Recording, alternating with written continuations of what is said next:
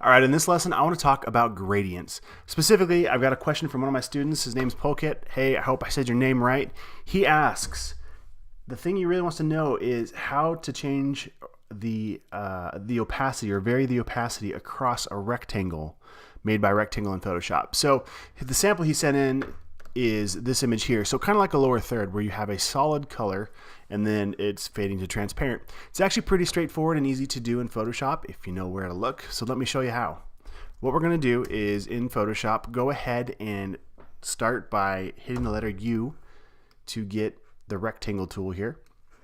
Now what I'm going to do is just click and drag. So I've got my rectangle here, and with it selected, in the options bar across the top, you see we've got the fill and the stroke. We can change the properties of this rectangle. If you don't see that, let's say you've been working on something else and you've got something else selected, go ahead and click on the rectangle you want to change, and then you'll notice the options bar still doesn't change. So what we're going to do now is hit the letter A, which is my path tool or my direct selection tool over here. Okay, so now I can click on that rectangle and you'll see we've got the options across the top that we can modify.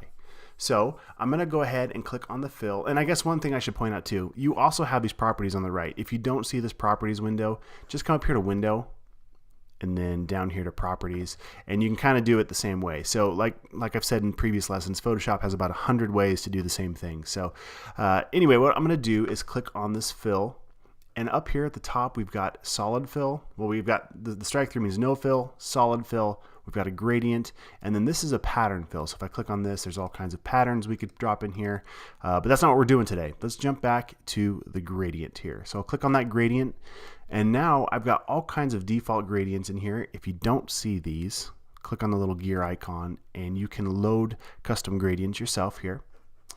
What we want to do is, with this selected, choose whatever color you want to fade from. So in his case, he's using, this sample was kind of a light gray to transparent. So what I would do is come back here, come up to my fill, and my bottom swatches here, these are the color stops. And then up above, these basically control where the slider's changing. So what I'm going to do is change this bottom color to more of a gray color. Click OK, and this one we're going to make it go to transparent. So we can leave it as white, but if I wanted to, I could hold down the Alt key and drag a copy over so these are identical. I'm going to click and drag to remove that or delete that color stop. Now we're basically going from gray to gray. So what we want to do now is click up here. This is our opacity stop.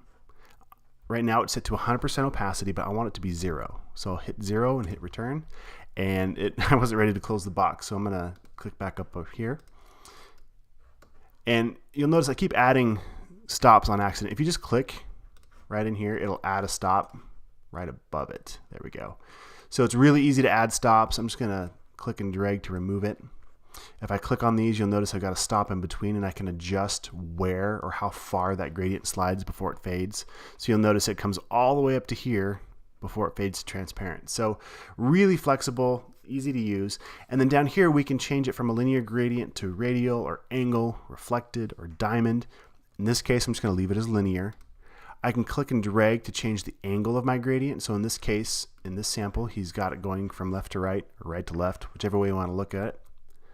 I'm going to come back, open that window again here. So now what I want to do is make sure that this is actually set at 0. And now I should have a true left to right gradient. So that's pretty much it in Photoshop. Pretty straightforward. The other thing, if you wanted to change colors, just click down here or double click, and you have your color picker box, so you can click and drag and get whatever color you want, or paste in your hex value. Or let's say you found something that you really liked and you wanted to replicate. In this case, I've got some samples here, really kind of crazy green. And what you could do, what I like to do if I find a color that I'm trying to sample, what I used to do is I would take a screenshot. So I'm on a Mac, I'd hit Command Shift and the number 4 and just click and drag from one color. Now before I let go, I'm going to hold down the Control key, and what that's going to do is it's going to copy it to my clipboard. So now I've got my mouse still held down, I've got the Control key held down, and I'm going to let go of my mouse. And now it copied it to my clipboard. I can jump back in here and hit Command V to paste it. And the only reason I did this was just to bring in the color sample, okay? Now I'm going to come back to that and grab the lighter green, same thing, Command, Shift, and the number 4. Now I'm not touching anything. I'm going to click and drag with my mouse, and before I let go of the mouse, I'm going to hold down the Control key.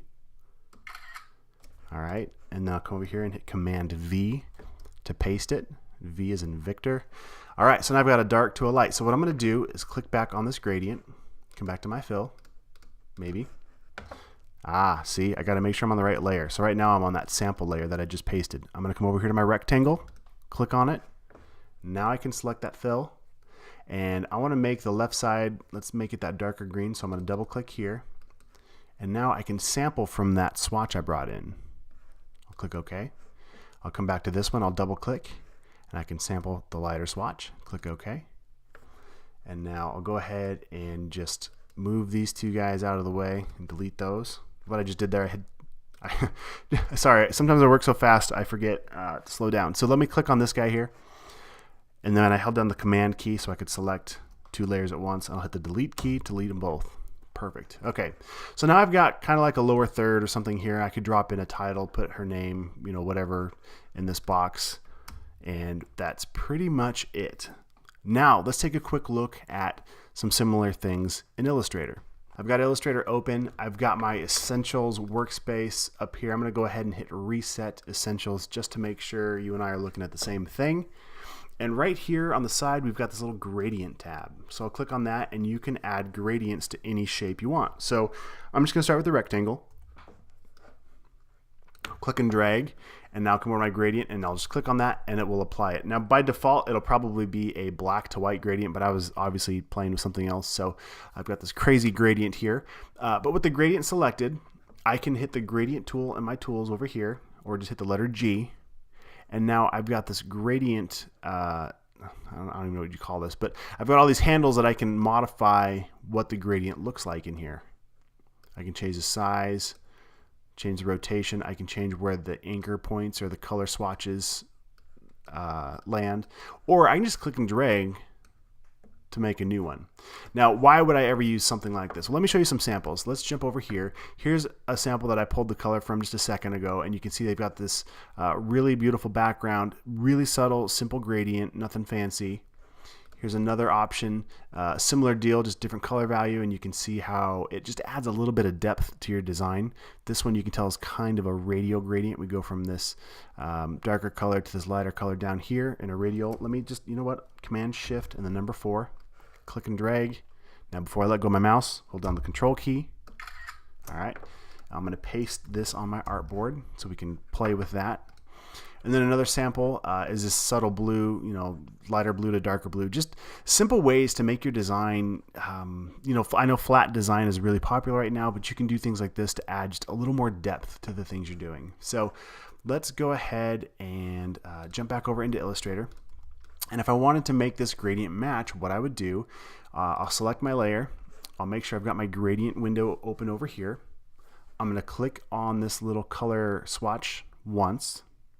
I'm going to hit the letter I as in eyedropper. Now, if I just click up in here, it's going to replace the whole thing with the solid color I just selected. That's not what I want to do. So I'm going to hit Command Z. I've got this rectangle selected. I'm going to select this color swatch. I've got my eyedropper tool. And instead, this time I'm going to hold down the Shift key and click once. Now it just sampled a color for that swatch only. Now what I want to do is get this lighter color. I'm going to click down here on the yellow, and again my rectangle still selected. I'm going to shift click down here. So now we've got the same, basically the same gradient. Now you'll notice this one's a lot lighter for our, the gradient is a little more. Oh man, I'm losing my words today. Sorry guys. Anyway, let me just show you how I would make it match better. So first thing, I want to make sure I'm on a radial gradient instead of a linear gradient. I'm going to hit the letter G to get my gradient tool. I'm going to click and drag from this top corner and probably only down to about here. You can see it just kind of fades out right there on this guy. And you can see we've got something very similar. If I need to change the size, I can just click and drag on those anchor points and we're good to go. So that is how I'd make a gradient in Illustrator. All right, one thing I want to show you real quick to wrap this up is how to get smooth transitions with your gradients. So when you're working, especially in the CMYK color mode for print and sidetrack, go to File, color mode, and that's where you can know what you're working in or change it. But if you're working with print and you want to make a smooth transition from one color to the next, if you're not careful, you can get what's called banding. So let me just draw a big old gradient here that goes from a black to kind of the slate gray color, bluish color. And you see right here where the black kind of fades out, you get this, it's kind of banding, we call it, and it just doesn't fade well, and it kind of goes light in the middle. It's just kind of gross looking. So how can we make that a smoother transition? So what we want to do, let me just go ahead and open up my gradient window and see what's going on. If I double click on this black swatch, you can see we have 100% black. In theory, that should be good, right? Click on this slate color, and we've got a little bit of everything. You know, what's going on? Why isn't this looking good? Well, the reason is anytime you have a color that, you know, in this case we have cyan, magenta, yellow, and black. These are our sliders. And there's a little bit of every color represented. In the black, we only have 100% black. So what's happening is as it's transitioning into these other colors, these colors are transitioning from, you know, whatever value they were. So let's say, you know, 60% cyan, 40% magenta. And as they get closer to the black, they're fading out to 0. So they're essentially fading out to white. So you get this kind of gray, muddy mess right here. So what we're going to do to fix that is actually add in some of these other colors. So if I add a little bit of cyan, you can see immediately how much that helped over here. Add a little bit of magenta, not too much. A little bit of yellow, not a lot. You can see right away that this really helped that transition not be so muddy. So this is kind of an extreme example, and the gradient itself isn't, you know, that stellar per se. But you can keep playing with it. In this case, if I add a little more cyan, it really helps clean that up. Again, this is on the black swatch we're working with on the left hand side here. We can also adjust where this transitions or how far it comes into the image, and that might help it a lot more as well. So that's how you would help get a smooth transition. One other thing I want to show you, side note, if you're working with black, let's just say this is 100% black. What I do, I use what's called a rich black. So instead of having it 0, 0, 0, 100, I actually give it 60, 40, 40, 100. So I've got 60% cyan, 40% magenta, 40% yellow, 100% black.